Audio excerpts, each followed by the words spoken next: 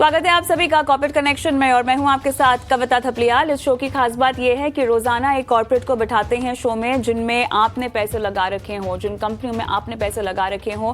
बातचीत होती है मैनेजमेंट से कई सारे पहलुओं पर, जहां पर उनकी वित्तीय स्थिति, ऑर्डर बुक, विस्तार योजना, तिमाही नतीजों का भी मौसम शुरू हो जाएगा, उस पर भी बातचीत होती है। मार्केट एक्सपर्ट भी हमारे साथ जुड़ते हैं जो कॉर्पोरेट की कॉमेंट्री को सुनते हैं, आपको सलाह देते हैं, बाजार की चाल पर भी अपनी राय रखते हैं।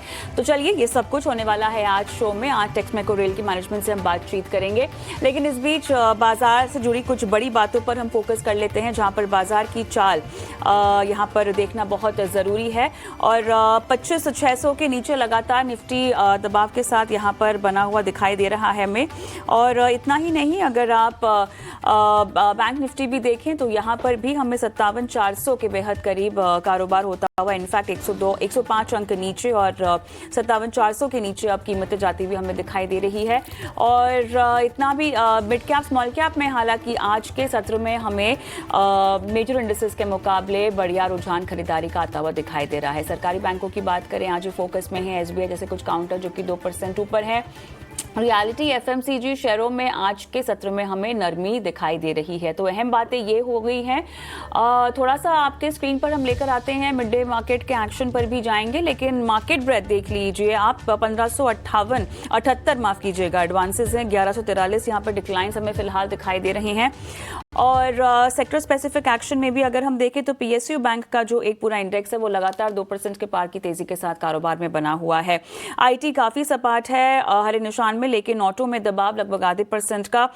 फार्मा में काफ़ी फ्लैट अब चाल होती हुई दिखाई दे रही है इंडेक्स वाइज अगर हम देखें, लेकिन हरे निशान में ये बना हुआ है। एफएमसीजी दबाव में, मेटल्स आज के सत्र में दबाव में, रियलिटी भी दबाव में दिखाई दे रहे हैं। लेकिन स्मॉल कैप्स और मिड कैप में आज अच्छा खासा रुझान एक तरह से आज स्पॉटलाइट में है लार्ज कैप्स के मुकाबले। और क्लियरली कुछ टॉप गेनर्स आपकी स्क्रीन पर लेकर आएंगे निफ्टी के लिहाज से। SBI, BEL, Shriram finance, trend सभी में 1% के पार की तेजी पे कारोबार हो रहा है। और बाकी Tata consumer, Maruti Suzuki, Hero Moto, doctor Reddy's, Kotak bank, UltraTech में हम देख रहे हैं लगभग 2.5 से 1.5% की कमजोरी के साथ आज के सत्र में कारोबार बना हुआ है। मिड डे मार्केट एक्शंस की हाईलाइट क्या है, सेक्टर स्पेसिफिक एक्शन क्या है और लूजिंग सेक्टर्स कौन कौन से हैं। स्नेही हमारी सहयोगी जुड़ गई हैं हमारे साथ। स्नेही, निफ्टी पीएसयू बैंक आज का टॉप सेक्टोरल हीरो, क्या कहेंगी? जी बिल्कुल, पीएसयू बैंक्स में हमें काफ़ी अच्छा परफॉर्मेंस देखने को मिल रहा है, पर उसके पहले हम बात करते हैं ओवरऑल निफ्टी के कंस्ट्रक्ट की। आज के बाजार में निफ्टी क्या कर रहा है। निफ्टी का चार्ट अगर देखें तो निफ्टी में थोड़ा सा दबाव हमें आज देखने को मिल रहा है। जो एक हल्की शुरुआत हुई थी, बहुत फ्लैट स्टार्ट थी हमारे लिए, बट अब हम यहाँ पर थोड़ा सा दबाव देख रहे हैं। और 4 कंसेक्यूटिव सेशन के ग्रीन मूवमेंट के बाद जहाँ पे निफ्टी पॉजिटिव में रहा है, उसके बाद हमने आज पहली बार रेड का शेड देखा है, लाल रंग देखा है हमने आज निफ्टी पर। 50 में से 33 स्टॉक्स जो है, 33 स्टॉक्स जो है वो फिलहाल अभी रेड में है। तो निफ्टी का एडवांस डिक्लाइन रेशियो इस हिसाब से है। टाटा कंज्यूमर और हीरो मोटोकॉर्प अगर हम देखें तो सबसे बड़े लूजर्स है निफ्टी पर। अब हम सेक्टोरल गेनर्स और लूजर्स की बात करते हैं, और जैसे कविता आपने बताया, निफ्टी पीएसयू बैंक ये इस बाजार में बहुत ही अच्छी तरीके से परफॉर्म कर रहा है। हालांकि निफ्टी दबाव में है, पीएसयू बैंक 2.5% ऊपर है निफ्टी पीएसयू बैंक का इंडेक्स, और ये उसका 5वां कंसेक्यूटिव सेशन है जब ये इंडेक्स पॉजिटिव मूव्स दे रहा है। और बैंक ऑफ महाराष्ट्र, पीएनबी और यूनियन बैंक, ये 3 स्टॉक है जो कि निफ्टी पीएसयू बैंक्स के टॉप स्टॉक्स है।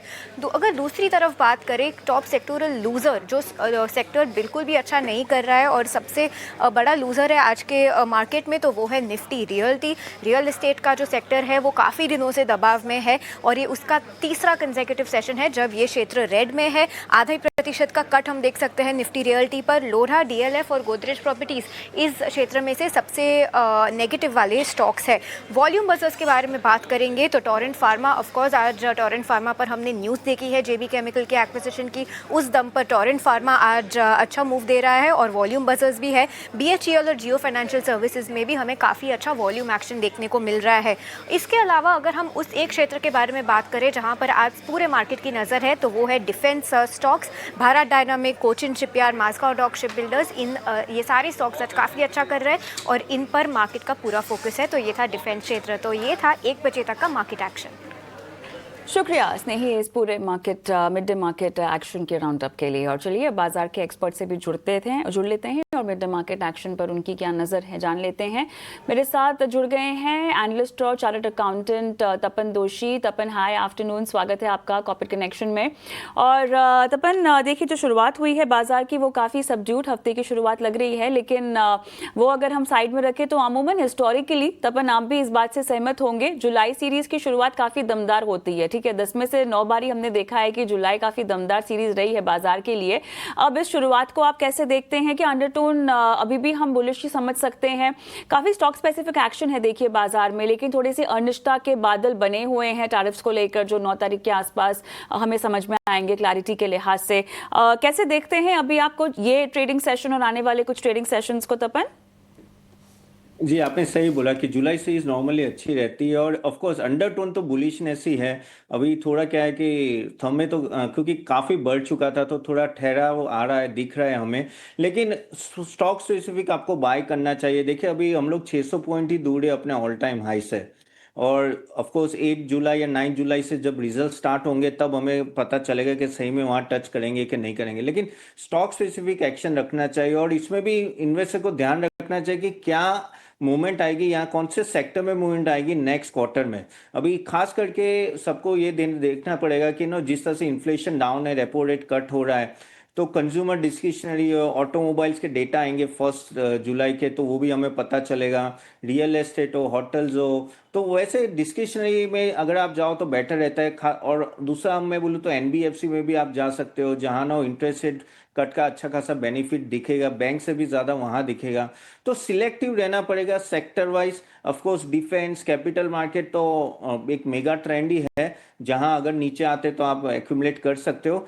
ओवरऑल मार्केट अच्छा है, उसमें कोई प्रॉब्लम नहीं है। हर लेवल पे आप लोग थोड़ा नीचे जाते तो बाय करना चाहिए, लेकिन स्टॉक स्पेसिफिक वैल्यूएशन देख के बाय करेंगे तो बेटर रहेगा, क्योंकि मार्केट अगर देखें तो अभी 23 के पी पे चल रहा है। हिस्टोरिकली हम लोग 18 से 20 के पी पे चलते हैं निफ्टी, तो थोड़ा तो ऊपर है, तो थोड़ा वो ध्यान रख के स्टॉक स्पेसिफिक एक्शन लेना चाहिए। ये स्टॉक स्पेसिफिक एक्शन लेना चाहिए। और आपसे बस एक और छोटा सा सवाल हम पूछेंगे। पीएसयू बैंकों के क्षेत्र में हमें बहुत ज़्यादा एक्शन दिखाई दे रहा है तपन, और ऐसे में इस खरीदारी पर कितना रिलाई करना चाहिए? प्रॉफिट बुकिंग को लेके कोई सलाह होगी? नया खरीदारी इनिशिएट करने का कोई तैयारी कर सकता है क्या? पीएसयू बैंक देखिए, बिकॉज ऑफ रेट कट का सबसे बड़ा फायदा पीएसयू बैंक्स को होता है ना, क्योंकि उनका क्रेडिट ग्रोथ जो है ना तुरंत ही बढ़ जाता है, क्योंकि वहाँ वो लोग लैंडिंग रेट तुरंत ही कम करते हैं। और मैंने देखा है ओवर द टाइम जब भी रेट कट में पीएसयू बैंक को ज़्यादा फायदा होता है। लेकिन सभी पीएसयू बैंक इतनी अच्छी नहीं है। देखिए एक मूवमेंट था 1 साल पहले के जहाँ सभी पीएसयू बैंक भागी थी, अभी वो चला गया, क्योंकि अभी सबके एनपीए कंट्रोल में आ गए, जितना कम होना था हो गया है। और यहाँ से आपको क्वालिटी देखनी पड़ेगी, रिजल्ट्स देखने पड़ेंगे। तो उसमें भी आपको देखना है, जैसे एसबीआई है, या ऑफ कोर्स एसबीआई मेरा टॉप पिक रहेगा अगर आप बात करोगे पीएसयू में। लेकिन आपको वो देखना पड़ेगा कि कहाँ ऑपरेशनल मैट्रिक्स कंट्रोल में और कहाँ लैंडिंग ग्रोथ ज़्यादा है। ऑफ कोर्स लैंडिंग ग्रोथ ज़्यादा आएगा, लेकिन एमपीए बढ़ना नहीं चाहिए, तो सिलेक्टिव रहना पड़ेगा। ज़रूरी नहीं है हर एक पीएसयू बैंक लेना चाहिए। आई थिंक प्राइवेट बैंक ज़्यादा बेटर रहेंगे। सिलेक्टिव में जैसे मैंने बोला तो एसबीआई मेरा एक टॉप पिक रहेगा, लेकिन थोड़ा तो मैं प्राइवेट बैंक को ज़्यादा प्रीफर करूंगा कंपेयर टू पीएसयू बैंक्स। और राइट, बहुत बहुत धन्यवाद तपन, आपका समय दिया और यहाँ